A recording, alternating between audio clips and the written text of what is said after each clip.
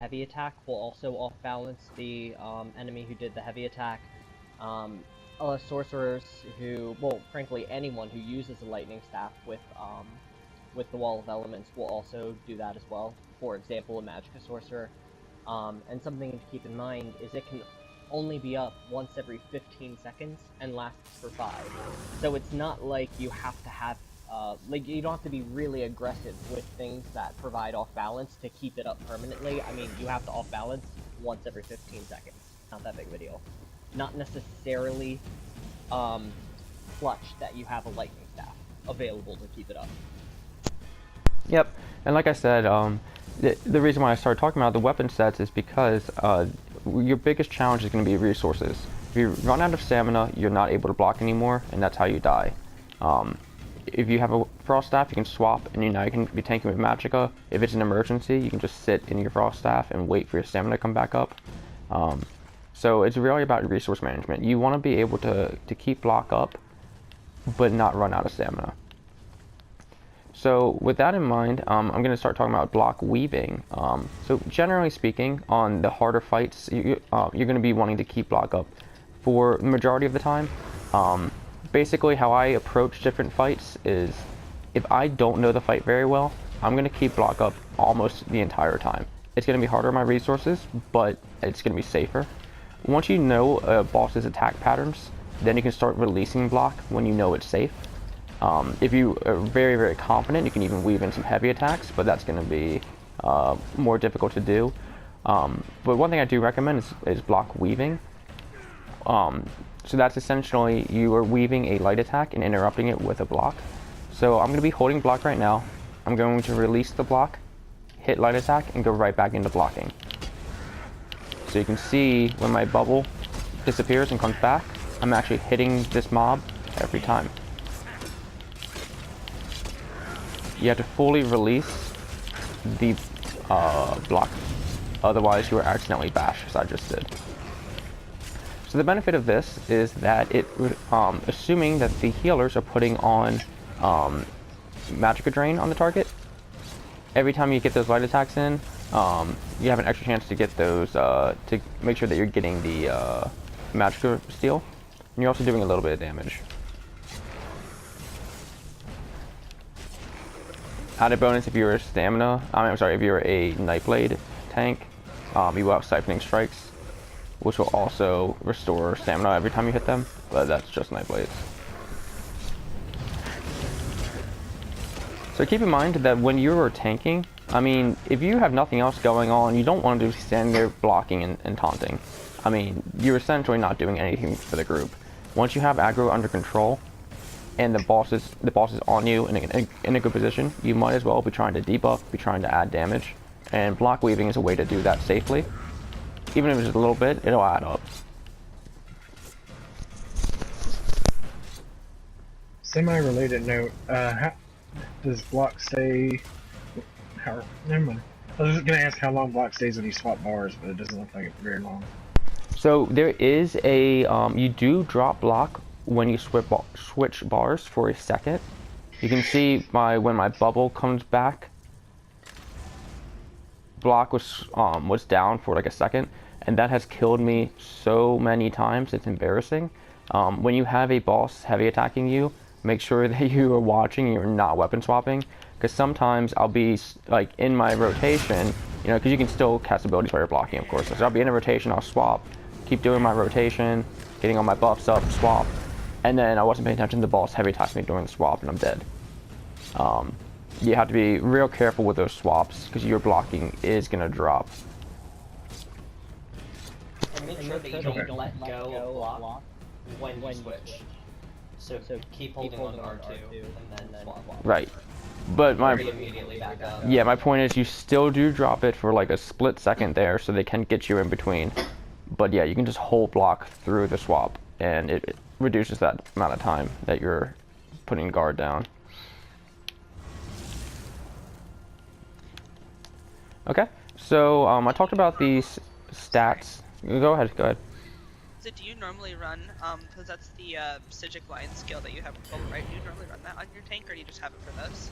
Actually, I do run it on my tank. So yeah, plan on getting to that. So yeah, actually I was gonna start talking back to resource management. So like I said, about half the battle is getting resources while you're in it, and the other half is getting resources by properly gearing and using the correct skills. So where to start? So I talked about gear. Let's keep going with gear. So you want to have your stamina higher than your magicka, like I talked about, so that you get your stamina back when you pop synergies. There's also the passive in Undaunted that, let me look up the name of it. It restores a percentage of your resources for every, let's see, it's Undaunted command. It restores 4% of your health, stamina, and magicka every time you pop a synergy. So popping synergies is very important as a tank. You pretty much want to pop every single synergy you see because you're getting 4% magicka and stamina back every time you do it. The only caveat to that is I would not take the lightning astronach, this chain lightning, or charge lightning rather. You don't want to take that because that's a huge DPS boost for a DPS that takes it. Great examples of synergies you grab are Harvest. Harvest, if you have a Warden Healer, is a heal over time. So if you grab that, you will get a lovely heal over time. Also, Bone Surge, if somebody's running Bone Shield. That's very useful, especially with the upcoming patch change. Bubbles will be especially strong for tanks, and it'll be a 50% health bubble. So with tank health, it'll be absolutely massive and very useful. Yep, orbs of course, and then this giant circle, the cleanse, the purifying light from Templars, and then conduits from sorcerers. There's a lot of things that are gonna be on you, and if DPS aren't putting their synergies on you, ask for it. It's 4%, it adds up. When you have a whole bunch of synergies going on, it really helps getting your resources back. There are also probably the most popular tanks that Alkosh also procs off of synergy, so I'll talk about that later. So orbs and shards, let me talk about that. Or they share the same synergy cooldown. So all synergies, they have a 20-second cooldown from when you take them. So when you use a synergy, you cannot reuse that synergy for another 20 seconds, even if it comes from a different person. They all share the same. So a conduit, doesn't matter who it came from, you use it, you can't use conduit again for 20 seconds. Orbs and shards are special in that they are the only ones that share the same synergy cooldown. So if you use an orb, you cannot use a shard for 20 seconds and vice versa. Shards are better than orbs for tanks. Reason being is that, first of all, orbs travel. So if you don't want to take it, like right now I don't want to take it, for example, it's gone. I better have needed to take it right then. Shards just sit on you. So you can pick it, you can pick when you want to pop that shard or not. The other benefit of shards is that one of the morphs, which I believe most healers do take, is the one that restores your other resource for a smaller amount. So if it restores stamina for, I'm just making it, sorry, it's half? It's 4 and 2. It's half? Okay, so Michael's saying it's half. So, yeah, so whatever it restores your stamina by, it will restore your magicka by half that amount. So shards are giving you both resources back, and you can choose when to take them. If you just popped a potion and you have an orb train coming through, you're going to be like, oh shit, because you don't actually need that right now. But you don't know when your healer is going to send it back through. So yeah, shards are definitely the way to go for tanks. Of course, if you're not running with a Templar healer, then you're stuck with orbs. But if you have the option, always try to tell your healers to drop shards on the tank. It's so beneficial to have both those resources returned to you. So, go ahead. Can I ask a quick question? The only time a tank would select an orb is during a damage spike or something when they need that hot, correct? Well, that, yes, because it does give them a nice heal. It's a direct heal, by the way. It's like 5k. Yeah, so there is that. However, I find as a tank that I have my own methods of keeping self-heals. So, I'm not usually relying on the orb to heal myself, but if I do see one come through and I just don't have enough shards for a while and you need the resources, go ahead and pop it. Like, there's nothing stopping you. Like if it's opportune, if it's coming through and you need it, take it. But my point is, if you have the option, if the shards are already on you, just wait and grab the shards. Right. Like keep in mind, if you grab that orb and someone throws a shard at you, you can't grab it. You've got 20 seconds. Yep. It's not a huge deal. Okay, so then during like vet fights, should we kind of expect there to be a plethora of shards, or should we just like kind of always expect to self heal and maybe a shard will show up? Like, and I'm thinking like in a group scenario. Yeah, so in trials, so in dungeons, I mean, who knows what your healer is going to be running? So that's a different story. But in trials, you can expect to have shards on you at all times. It should be in the healer's rotation to throw shards at you every 20 seconds. Okay. So yeah, you can expect it, and it's going to be sitting there. It lasts for a while. Actually, let me look. Actually, I'm on a Templar right now, so I can tell you how long shards last.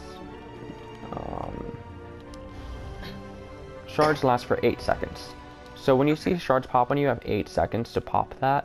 And then, like I said, in another 20 seconds, your healer should be putting it back down on you. Which is like basically 50% of time. Almost. Yep. And the healers should be putting them on you, but if, for example, if I get stuck off doing something and you specifically need one, you can always call for it. You shouldn't have to, but occasionally you may need to. I just always feel bad, and I'm like, can I have shards, please?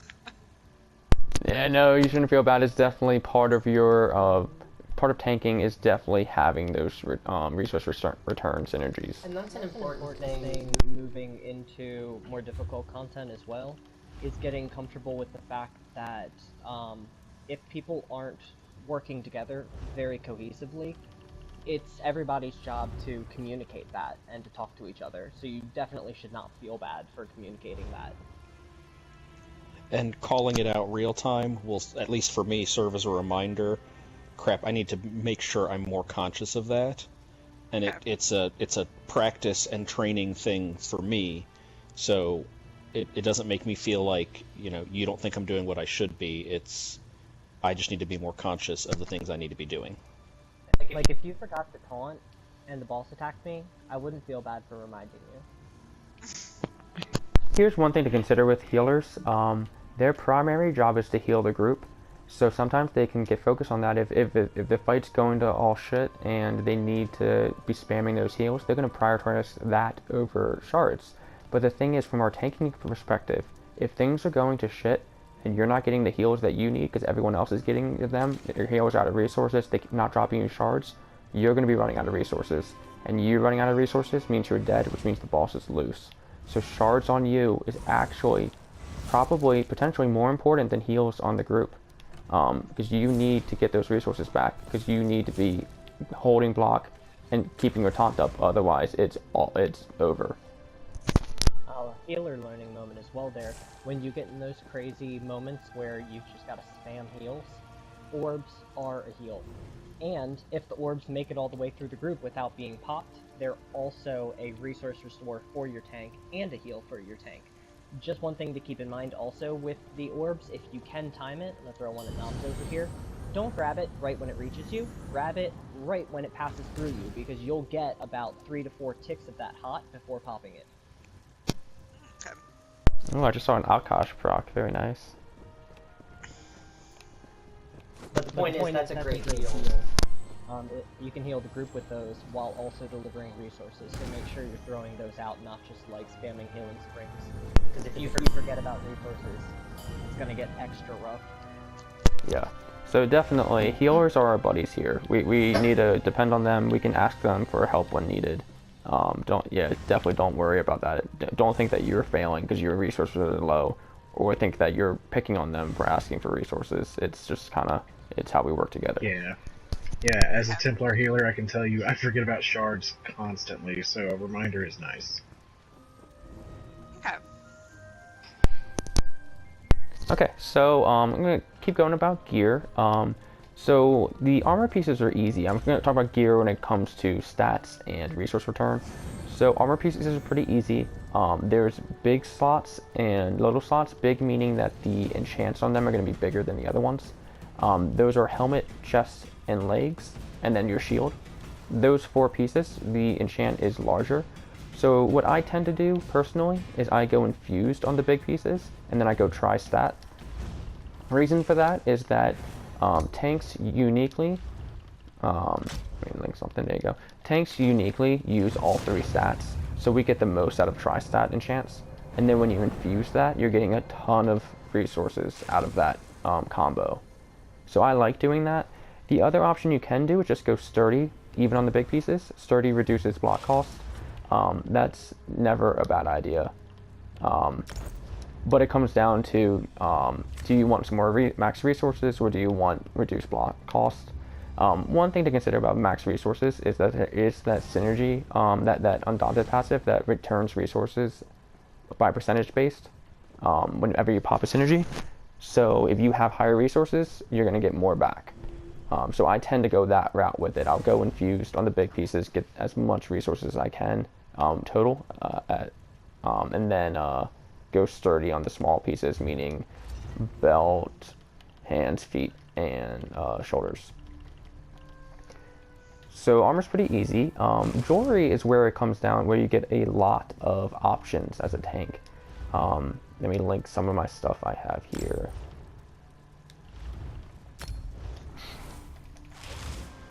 So I know I've seen different stuff on like crusher enchants and things like that on weapons too. Yeah, so weapons, weapons I'll get to in a second. So with the jewelry, jewelry is where you're going to get your resource return. That's pretty much the whole purpose of jewelry on tanks, is returning your resources, and there's lots of different ways you can do that. What I recommend first of all is you see that shield play enchantment on my neck. That is super important. I would absolutely have one of them on at all times, no matter what your setup is. Keep a shield play enchant on. You can have infused. You can change the main stat to be infused shield play, and that's not a bad option. I don't personally do that, but there's lots of different ways to reduce your resources using jewelry.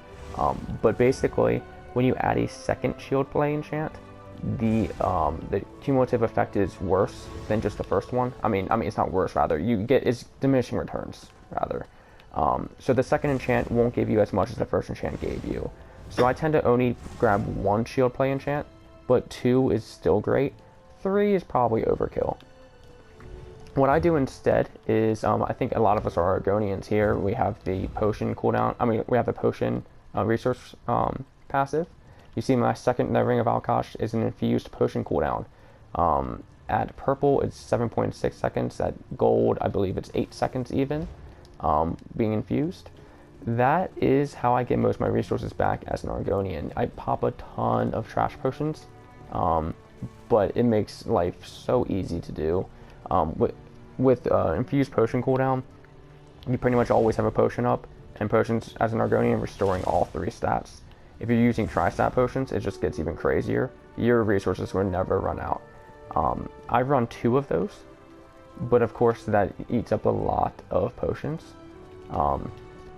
So it might not be for everyone, and it might not be for all times to actually do that. Some other options you can do instead, some tanks will put Magic Recovery as the enchant, and they would either leave healthy on the trait or go tri-stat. And then the other option is Harmony trait. Harmony increases the effectiveness of synergies that you pop. So for example, when you pop an orb, it's going to give you more resources back than it normally would have. So that's also pretty good. There's actually a link I can pull up that has someone actually mathed it all out of what's better between shield play, harmony, and potion cooldown. And they're actually very, very similar. Zos did a very good job at keeping them balanced. And they each kind of have a different time when they're more beneficial than the other. And I can link that. You guys can get your own decision, make your own decisions on that. But I would keep those in mind, that shield play, magic recovery, potion cooldown, and then either infuse, triune, healthy, or harmony. Those are the things you want to look for on jewelry enchants. But there's a lot of options. It comes down to personal preference. On weapon enchants, typically what tanks will run is Crusher on one. Let me link those. Crusher, and then Weakening on the other one. That way you're reducing their resistances, because as tanks, one of our jobs is to try to buff the group's damage. And then Weakening is a very strong debuff that reduces the boss's damage output. Weakening is pretty interesting in that it will reduce not only the boss's like melee attacks, which you think is pretty intuitive, but also any spells that the boss casts. So if the boss is casting Chain Lightning or anything at the group, is going to reduce that damage too. It's pretty good debuff. Some things it won't reduce though. For example, in Cloud Rest, it's not that useful because in Cloud Rest, for example, you know those orbs that travel across the room? No one's actually casting those orbs, and it's not coming from a boss. It's kind of more environmental damage. So the weakening does not affect those orbs or any of those ground effects that are just popping up that the boss isn't casting. So some fights it's super useful, some fights it's not. But I always keep weakening and crusher on each weapon. There are alternatives, but I mean, this is kind of the standard setup. So I mean, feel free to explore some more niche options, but that's pretty much what most tanks are going to do. So that covers gear as far as, you know, enchants and traits to look out for. Let me start talking about abilities. This is a couple things here as far as abilities resource return. Each class has their own unique ability that will restore resources. So for example, Dragon Knights, which I think most tanks are, Dragon Knights have a passive that whenever they use their Earthen Heart, is that it? Earthen Heart abilities, they restore stamina. So the most popular one is using your shield, the self shield, and it gives a little small AoE shield to everyone else. That will restore stamina while you're blocking. So if you're in a perma block situation, you definitely want to be casting that. I forget what it's called. Sorry, I'm not on a Dragon Knight. Obsidian shard, something like that. Yeah. Igneous Shield. Yes, Yeah, Igneous it's Shield. Obsidian Shield. Yeah, that one. Yes, that. Yeah, so you want to be casting that to get your stamina back. It does cost a ton of magicka, and that's why magicka recovery on your ring, on one of your jewelry pieces, it's good because you can recover magicka while you're blocking, and then you can use the shield to get stamina back, and all of that can be done while blocking. The other cool, unique ability is Meditate. You see me casting that. Meditate is from the Psijic line and restores all 3 stats while you're doing it. It also gives you major protection, 30% reduced damage. Blocking is 50% reduced damage, and you also won't get knocked down from heavy attacks. So, so Meditate is decent, but you still don't want to take a heavy attack while you're meditating. You want to be taking it while you're blocking. You have a lot of passive increased block, and block is just straight up better. So what I tend to do is I have a rotation where I keep my buffs up, I keep my debuffs up, and then whenever I'm not doing anything else, I meditate. If it's a safe time to do it, I'll just sit here and meditate and get my resources back, and be quick on the trigger finger to get back into blocking. And you can kind of weave it a bit. You can just kind of get into it, wait for a tick, and then go back. It takes like a second to get a tick off, and you can just go back. I highly recommend Meditate. It honestly makes tanking life so easy, especially when in trash pools where you don't have to worry too much about your own safety, and it's more about getting resources back. You pull them all up, you start meditating in the middle of them with your AoEs down, they're going to stay on you, and you're just restoring resources, and there's not much they can do about it because you have 30% less damage taken. I guess it means our next event is going to be a Psijic leveling jamboree. It's deep in the Psijic line, so yeah, it's not fun. But honestly, it changes life as a tank. It is so good. You won't find too much use for it in vet trials, just because it is pretty dangerous in there. You have to be very careful when you're meditating in a vet trial. I still keep it on. Plus, you get this 5k bubble every time you block. But I mean, yeah. It's how the bubble works is it's for every 10 seconds you aren't blocking, you get a bubble. I mean that's the cooldown of this bubble is you have to spend 10 seconds not blocking, but it rounds up. So when you're light weaving, when you're block weaving like this, every time I do this, it's counting as 1 second. So that 10 seconds goes by real fast if you're actually weaving in. So basically it's not actually 10 seconds. It takes like 6 or 7 because you can just cheat it. Yep. Yeah, it's actually better than it looks on paper. All right, so that's all about resource return. Like I said, I think that's the most challenging part of tanking is resource return. Once you got that down, in a vet trial fight, for the most part, it's just holding the ball steady. So next, let me talk about kind of dungeons, where it's a whole different tanking world, where you have a ton of mobs everywhere, and you're trying to keep control of them. So I'm going to start talking about how aggro works in this game. We have talked about this a bit before in other trial preps, and I think everyone's been here for that, so I'll just go over it quickly. How aggro works is the first person to engage a group of mobs and then do an action against them. For example, using a shield, taking a hot, or doing damage to them. They have aggro for 7 seconds. At the end of 7 seconds, each mob individually checks who did the most actions against me, not damage, just actions, and they go to that person. So, it's very important as a tank to have AoEs on your bar, because those AoEs are going to be ticking constantly and keeping the aggro on you. Same with keeping hots from yourself for the group, or bubbling yourself for the group. All those things are going to be actions that you're taking that are going to help keep aggro on you. Of course, taunting overrides all of that, so if you have a mob taunted, it will stay on you for 15 seconds.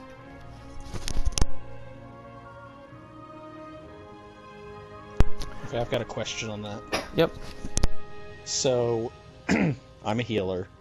I put a hot on you before you run in. That hot is threat that I'm generating, correct? Correct.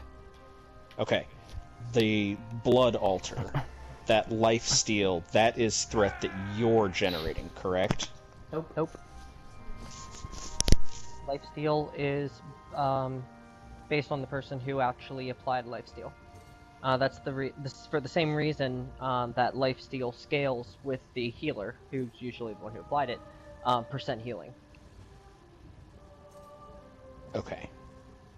Yeah, it's a little strange. Basically, anything that you cast is going to be your threat.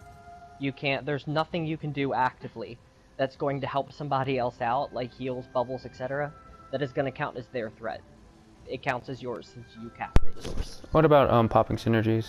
Synergies are the only thing that's different, Okay. but that's because Someone else is person activating. synergy. Right. Okay, so throwing down a blood altar before the tank runs in, and the tank runs in and performs an action on the, let's say, the boss. Which one of those actions gets priority? Who will get the aggro for that first 7 seconds? Something's going to happen first. So either because the blood altar is going to only heal when they attack and they need a heal. So if the tank has taken no damage and they just make an attack, they made the first attack, they get the aggro. If someone heal procs on damage, so you have to do damage to get a heal. If you did damage, then you hit them. True. So the damage that you did happened first. Yep. So, and then you get a heal. Yeah, that's a good point. Got it. Okay. However, so it's okay to throw down an altar before the tank runs in, usually. Yes. Yeah. So. Well, that's not true. Not on a trash pool. If you're on a trash pool, you don't want to, because if you're on a trash pool, it's going to be AoE lifesteal, and it's entirely possible that your tank isn't going to hit everybody first, and if they take any damage and then hit anyone, they're going to get a hot. And everyone who they haven't hit yet is going to come for you. Gotcha. Okay. So, yeah, so one thing to keep in mind is that roots and slows are very important as tanks. There is no AoE taunt, obviously, so what we can do is you can't really expect to hold the entire group of mobs on you. You want to be the first one in, lay down some AoEs, make sure that they're all on you at the beginning. After that, it's all about slows and roots. Dragon Knights have the talents that will, obviously, that will root everyone around them. Other tanks, if you're using Frost Staff, you can have the slow from Frost Staff, and if it happens to proc Shield, it will immobilize them. And then each of the other classes has, some of them have stuff that will also slow down mobs. Basically, you want to slow them, keep them together. DPS, because you gotta have to remember how DPS works. DPS lay down a lot of AoEs to do their damage, and they don't want the mobs moving. So as a tank, it's our job to keep the mobs condensed and keep them still. If they're all together, they're very close, the AoEs, we're going to knock them down. Even if the mob isn't on you and is trying to get to a DPS, if it's crawling over there and still in the AoEs, then it's just going to die. So that's kind of the point. Don't waste all your abilities, all of your resources, taunting literally everything. The DPS can take some hits. As long as everything is together, that's your job. Now, there are going to be mobs in every pool that are bigger than the rest, like literally physically bigger than the rest. Those indicate that they're more dangerous. They're typically the two-handed mobs. Sometimes they are spellcasters. Those are the mobs you want to taunt. Those mobs typically have heavy attacks, the two-handed guys. They're going to have heavy attacks that will one-shot people on bet that aren't you, and if they're not blocking. So you want to make sure you grab those, like manually taunt them. The rest of the stuff you can just like kind of attack an AoE and it'll stay on you. Okay, so so keep talking about trash pools. One important thing to know about tanks is line of sight. So when I'm looking at a group of mobs, you have to kind of evaluate each pool as you go. You know, the tanking is so much easier when you know the fights you're going into. You want to be able to look at a group of mobs and see, where do I want them to be? What's going to be the fastest way to get this group of mobs to group up? If you have archers to the left, Mike can stand where you are, or run completely away. Okay, so if Mike's an archer over there, he's an archer mob, and if Nam is a caster mob right there, and then Drew PSU is another caster with a staff. There's two casters and a bow. If they're all standing right there, I'm looking at this group and I'm like, wow, everyone's so spread out. Well, those two are closer than that other one. So what I'm going to do is I'm going to grab all these melee people just by dropping in. We're going to grab all these melee people, bring them over to these two guys, and then I'll pull in that last guy. The reason I did that is because these two are close together already. That range guy was far away, so I pull in that guy over here, and now they're all nice and piled up. So what I tend to do is I evaluate, you know, where are the ranged people going to be? Where are the majority of them? I run to the majority of them, bring the melee with me, and then just manually pull in the rest. Another thing you can do is line of sight. So line of sight is when you have aggro on mobs, they're going to try to attack you, of course. And if you move around the corner, they can no longer attack you. So they're going to come just like that until they can attack you, and now they can attack me again. So I wait here, and then I come back out, and now we're tanking them right here, where they decided to start attacking me. Thank you, Michael. So you want to get used to using line of sight.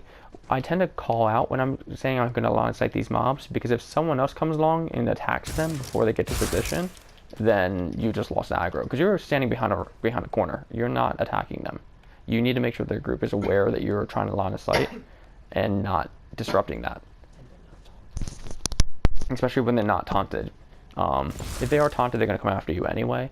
But, you know, I just kind of shout out to the group, hey, I'm going to line of sight. I run around the corner after I grab them all. The entire group can come around the corner with you, just in case they have stray mobs on them. You wait till everyone to gather up, and then easy mode. You just DPS them all down. And that's really going to be a key way to make your dungeon runs faster and just so much smoother, is to use line of sight. Whenever I enter a room when I'm doing a dungeon, I kind of look around and be like, okay, where's a good corner to hide behind? I taunt the big guys, AoE down, and then I run to the corner and hide. And keep in mind, this is very, very important, not just for ease of tanking, because again, when you have all the guys grouped up, it's a lot easier for you to keep your AoEs down, which allows you to keep threat. But in addition to that, it is way, way, way more resource efficient. If any of you guys have played TPS, you know you blow through so much resources. If you have to do your entire rotation on this group over here, and then that guy over there, and then that other stray guy over there, and you have to keep restarting and using all those resources again per guy, when you could have just done it once and hit them all. Same thing goes for healers. You use so much more resources being divided, rather than all being stacked up in one location.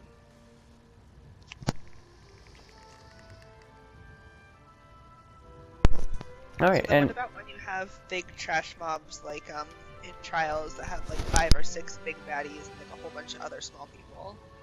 Okay, so yeah, I was actually going to get into trials next. It's a little different. So Sorry. trials, with trials, with the big baddies, what you tend to do is the two tanks are going to split them up. It depends on the trial you're running on how you split them. But basically in trials, you're going to literally ignore the little guys. Like, they're not worth your time. Just drop AoEs and drop slows, trying to keep them slowed with everyone else. Otherwise, ignore them. Literally, don't worry about them. Your job is only the big guys. The big guys are going to be what kills people. Let's take, what's a good one? Maul of Lakash is a good example. So Maul of Lakash has a couple different typical trash mobs. It has the Sun Eaters, which are the priority for the DPS. It has two-handed guys that do little AoEs around them. It has sword and shield guys that heal other people, and it has archers. So what tends to happen is the two-handed guys, they do a little AoE around them, and the archers, they do a frontal cone. Those two you want away from the group because they each do AoEs. So we'll split it. One tank will do archers and the two-handed guys at all times. So that person grabs the melee guys, brings them over to the archers, and then turns the archer around, and he has melee and archers on him. And that's what that guy does. What the other tank is going to do, he's going to taunt the Sun Eater. The Sun Eater is actually not that dangerous taunting on the DPS. He's mainly going to pierce armor it so that it's debuffed. And then he's going to grab the sword and shield guys who aren't dangerous to be in the group and bring them next to the Sun Eater. And that's what he's going to do. So you have two different stacks. You have the stack of Sun Eaters and sword and shield. And then over here, away from the group, you have the stack of archers and two-handed guys.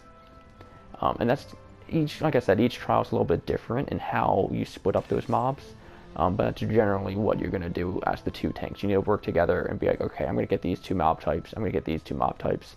And you want them to make sense. For the little guys, like I said, you can just literally ignore them. They'll just die from AoE. They're not dangerous. So another thing about trials is those bigger guys are going to be all immune to your pulls. And some of those bigger guys are ranged. So that's when things get tricky. So Michael, if I can use you as an example again, can you stand right here? So, for example, HRC. I think most of you are familiar with it. I think Pyros run HRC. If you remember, great. The very first boss, the elemental boss, right before that boss pulls, there's a whole, there's like 5 or 6 of the, what are they called? The fire guys. The flame something. Flame shapers? Yes. Flame shapers. Yeah. So flame shapers, they shoot fireballs at you. They're not going to follow you, but they're also immune to pulls. So there's that pool right before that first boss with the 6 of them, and they're all spread out. Like the first one starts here, and the last one's all the way over here. The AoE, I mean the group, the AoEs are not going to hit this guy over here. So what you want to do as the tank is you taunt this guy. So I'm taunting, and then I sprint all the way over here until I'm out of range. And once he's out of range, he's going to move towards me right there. And then I come back. And now he's on top of this other guy. Oh. Basically, you just sprint away, turn around and watch, and wait for him to move forward enough so that he's on top of the other ones, and then you come back. And now you have a nice pile. So what the tanks tend to do is they crisscross. I'll grab the 2 on the left, someone else grabs the 2 on the right, they crisscross, they run all the way across, turn around and look, wait for them to get stacked on top of each other, then you come back. And there you go, you have a whole stacked up group of mobs that normally wouldn't have moved anywhere. Point is, same premise as line of sight. What you're doing is you're considering what does the enemy have to do in order to attack you. They need to be in range of you, they need to have line of sight of you. And if you can force them out of that, you can move ranged guys who would otherwise just stand where they're at and attack you. Yep. So that is pretty advanced. That's it's pretty advanced way to tank, and you gotta be careful with that. But the reason I use HRC as an example is because if you remember that before that first boss, it's a giant open space. There's nowhere to line of sight. So it's your only solution to that is taunting and running. You have to be careful though when you're running, obviously. You're moving away from the group, so you tend to do it real fast, you run back, and you're back in the group again. You're getting all those heals and everything. So you gotta be quick about it, gotta be smart about it, but it's so useful. Something else to keep in mind as a tank, not every single, even big enemies, are actually worth taunting. This game is not like a lot of other MMOs where every single trash mob needs to be taunted and on you. Healers and DPS can take some hits. They absolutely can. In fact, a lot of good DPS and healers can survive for a decent time, even with like a vet trial boss on them. So a great example of that is Sun Eaters again in Maw of Lorcage. They're not worth taunting. They don't hit that hard. Most of their threats are things that they would randomly target even if they were taunted anyway. They're just normal light attack, which is what they're going to use against whoever, they have aggro on. It really is not scary at all. It's not worth your time bothering to even taunt them. So just keep that in mind, where it's definitely get out of the habit of making sure that every single thing is attacking you. It's not necessary. Yep, absolutely. Save your resources for the big guys. The little guys don't need to be taunted. They do need to be pulled, though. Pull them in, because that way that they're in the AoE and they're going to die, but they're not worth taunting. Well, and I've even seen on, I think it's Hellra Citadel, the final boss, on normal, vet. They were running one tank at the very end, and they were asking for one of the healers to grab the ad and kite it over to the boss. Yes, that's another thing. That the end boss of HRC has the same exact thing going on as I just described. They have flame shapers that won't move. So you need to taunt them and then run to the other side, run them, and kind of angle them such that they're going to run directly into the boss. Because remember, the mobs are going to run straight at you. They're going to go to the path of least resistance towards you. So you can kind of angle them such that they're going to run over top of the boss, and then as soon as they stop, you come back. And that is something that the healers could do. That sounds risky, and honestly, if a pug is doing that, oh my god, I wouldn't trust that. Not risky in that there's a high chance of the healer dying. Risky in that that's a lot of pressure to put on like a healer or something like that. But again, that is why tank prep is not just for tanks. And that's why healer prep's not just for healers. Everybody really should know this stuff, because the roles are not incredibly concrete and cut off from each other. There are going to be times when healers need some tank knowledge to really do their best. Tanks need some healer knowledge to really do their best, etc., etc. Yes, and there are some specific times when a healer having the range taunt, inner fire, is great. I'm not going to get into that, but yeah. So I just have a couple more things I want to talk about, and then I'll just open it for questions. A couple of just basics. Obviously, the three different taunts in this game are Pierce Armor from Sword and Shield, Inner Fire from Undaunted, and then the Heavy Attack from Frost Staff. I recommend having both Inner Fire and Pierce Armor on your bars at all times. The other thing I want to talk about is resistance caps. Resistance caps at 50% mitigation, so which is about 33k resistances of spell and physical. So once you hit 33k spell and physical resistances, you are at 50% damage mitigation, and it will not go higher. So what I tend to do is I tend to stop around 32,500-ish. Is on both is where I want to be. This does change based on what set you're using. For example, if you're using Torug's has one of its passives gives just spell resist.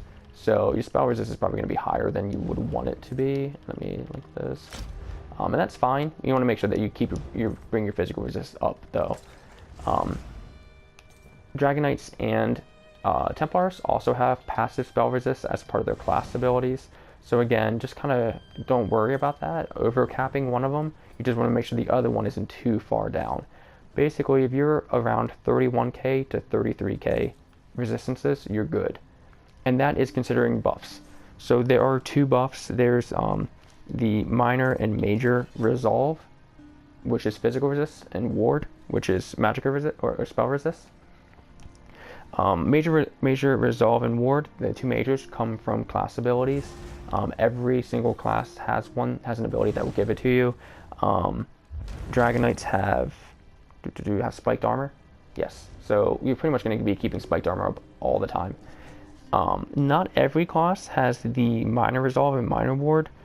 Dragon Knights have it from Stone Giant. But yes, thank you, Mike. Combat Prayer, which is something that healers should be using, Combat Prayer does give you those. So I wouldn't necessarily build that into your spec of having the minors unless you specifically want that ability. Because the healers can be assumed to be using Combat Prayer and hitting you with it. So that would give you an extra 1,300 resistance there. So yeah, let me go over. The major ward is 5,200. And the minor is 1,300. So you can consider those when you're looking at your character sheet. Cast those buffs up first, then look at your character sheet to see where your resistances are at.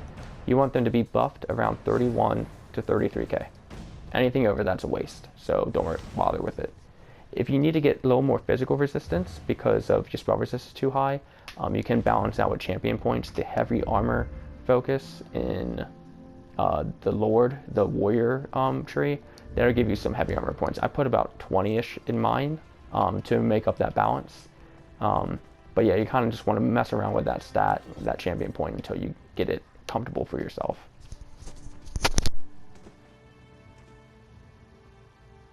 And the last thing I want to talk about is gear sets. This should be pretty quick. There are actually not that many gear sets that are useful for tanks.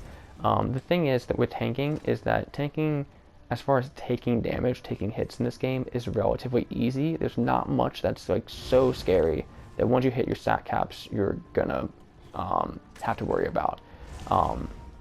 Generally for stat caps, I would aim for about 35k health, and then about 18 to 20 in each of the two resources. So once you have about 35k health, you're good as far as taking hits. As long as you're blocking, as long as you have your resistances capped, you have all of that going for you, you don't have to worry too much about defenses from your gear sets. So with that in mind, people like to use offensive gear sets that buff the group. For example, Turugs and Alkosh.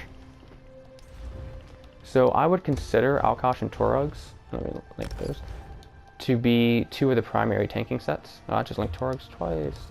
I would consider these two to be some of the primary tanking sets, and then the third primary one, in my opinion, is Eben. Eben is the health buff, it's these red orbs, it's the health buff to the entire group. It's extremely useful when you have squishy DPS. They're trying to crank out every last bit of damage they can, and they're not putting anything to health. You give them an extra 1,000 health, make them a little less prone to one-shots. So I would consider these three as the top tanking sets. There are a lot of other ones that are more niche. I recommend looking into them on your own. When you're in a raid group with two tanks, you can expect that one of you's going to be wearing Eben, one of you's going to have Alkosh, and then come the patch, one should use Turugs. I'm not going to get into that too much, so just keep that in mind. And then you still have a fourth slot open, because you have two sets between two people. That set can be, there's so many different possibilities. One I would recommend for Dragon Knight tanks is the, what is it called? Akvari Dragon Guard or something. Yeah, that one's very nice because it reduces ultimate cost. And the reason why that matters is because when Dragon Knights pop their ultimate, they get resources back. So not only are you buffing the group with Warhorn, but you're also getting your resources back. So it's just, it's very nice in Dragon Knight tanks. And like I said, there's a lot of niche sets, but I'm not going to get into that. We can talk about that in build help. If people see a set that they like and are curious about it, I can give you some recommendations. For monster sets, Lord Warden is extremely good. Another one that I like to use is Earthcore. And then if you don't want to use a monster set, like a full two set piece, because honestly the two set bonuses for tanks aren't that great. Another option you can do is use two different one sets. For example, use Magic Recovery in one, and then use something like Lord Wardens to get resistances in the other. That's a very strong combination, is using Magic Recovery one set plus a resistance one set monster set. So I would either use that, Lord Wardens, Earthcore, or Mighty Chudon is also a solid choice, which I don't have in my inventory to link. Also, if you can get your recoveries up in other ways, Dama House probably wouldn't be bad either as a one piece since it gives both Magicka and Stamina. Yes, thank you for that. Yeah, Dumb House is also very good. Honestly, I personally think that using the 2 1 sets are better than the 2 sets for tanking, but the 2 sets are more interesting and fun, so I go with that. So, I mean, kind of just do what you have to do as far as making sure you're hitting your stat caps, making sure you got your resistances, and once you have all that in play, you can kind of play around monster sets. But keep in mind, when you switch around sets, you switch around resources, you kind of have to reconfigure your tank every time. So it's kind of a balancing game of how much healing or how much group buffing can you get while keeping all of your other stats in line. So you really got to plan out a tank spec. 50% of it is preparation. The other 50% is in the battle. So you really got to prepare in advance and know that you're hitting all of your stats, all of your resistances. You have all your abilities that you need before you go into a fight. So that is everything I had to talk about tonight. Does anyone have any specific questions about tanking or anything?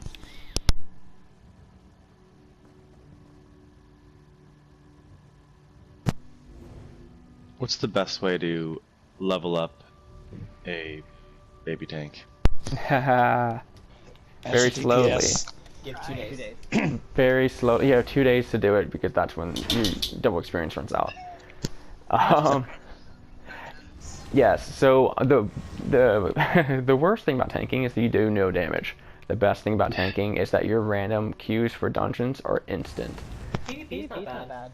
Yeah, and yeah, PvP you can if you do the objectives like holding the flags and stuff. Tanks are actually pretty useful in PvP.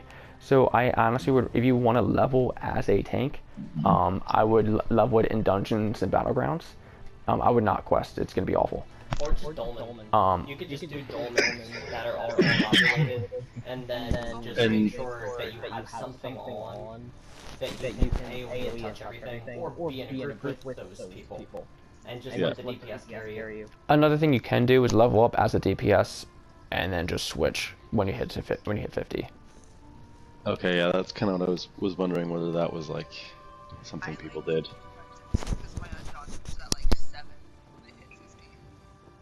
Yeah, I mean the Undaunted passives are extremely important for tanks. So leveling up through dungeoning and getting those Undaunted achievements to get that skill bar up, that's extremely useful.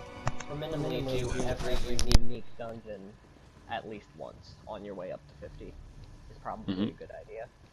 But yeah, honestly, if you plan on literally leveling as a tank and enjoying playing low-level tanking, it's going to be pretty slow. It's probably best if you want to do it quickly to forgo enjoying playing a low-level tank and just race to 50 and then start tanking. Okay.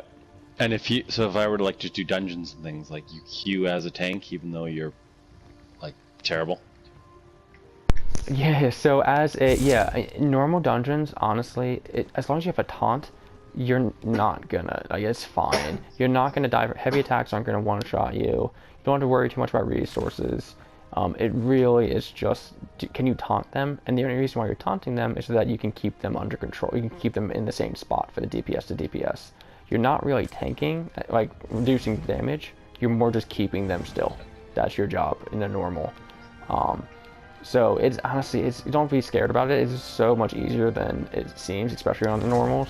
So yeah, definitely just as soon as you get Pierce Armor from the Sword and Shield line, go ahead and queue up as a tank. You're good to go. Okay, cool. Yeah, tanking is all I recommend. If anyone's interested in tanking, just jump into it. Tanking is one of those things that you really have to know to tank perfectly. You have to know each pull, you have to know each mob, you have to know what they're gonna do, and it just takes time and practice. The more you do it, the more you're gonna get used to it, and then you can start tanking with your eyes closed. But yeah, you just really no other way to learn it than just jump right in.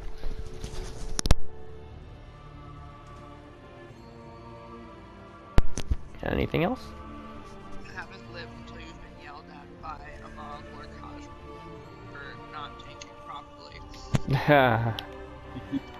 Honestly, that's really scary, is tanking trials in a non-guild group, because honestly, if you're gonna tank a trial with us and it's your first time tanking, there's a lot of people, especially myself, who will guide you through it, hold your hand through it, it'll be all okay. But if you're pugging as a tank that you haven't run that trial yet, whew, that is scary, because you have no idea what you're doing, but you kind of have to lead. Not to mention, pug DPS and healers are generally not going to be good and don't know how to compensate. Like, again,